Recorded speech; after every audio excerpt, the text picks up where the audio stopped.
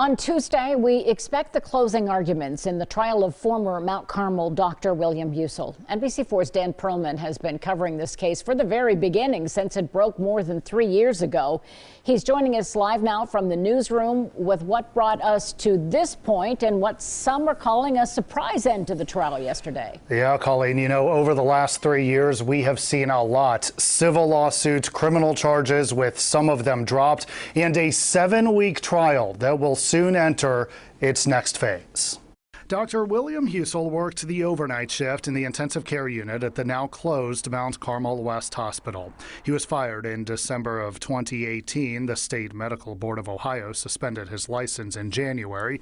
And then in June of 2019, he was charged with 25 counts of murder. Earlier this year, 11 of those charges were dropped. Husel now stands accused of ordering lethal doses of fentanyl or fentanyl and other drugs for 14 patients, with the removal of a ventilator between 2015 and 2018. His trial started in February. This case is a mountain of evidence, information, technical data, and criminality against 14 innocent and seriously ill individuals. Husel's legal team argues their client was providing those 14 patients comfort care. William Husel was exercising compassion to his patients and tried to free them from pain and let their last moments on earth be ones of peace.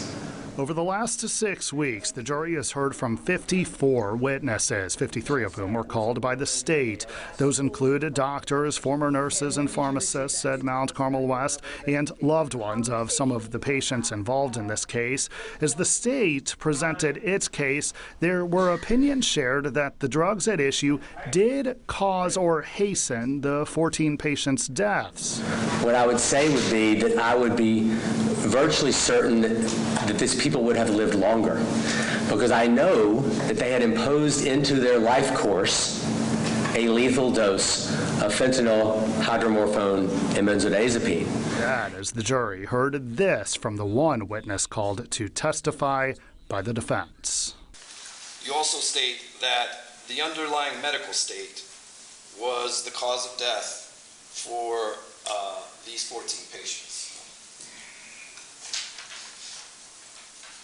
Does that apply to Bonnie Austin? Yes. And Dr. Joel Zivit there answered yes to that for the 13 other patients as well. So now, closing arguments are scheduled for Tuesday, after which this case will then be in the hands of the jury.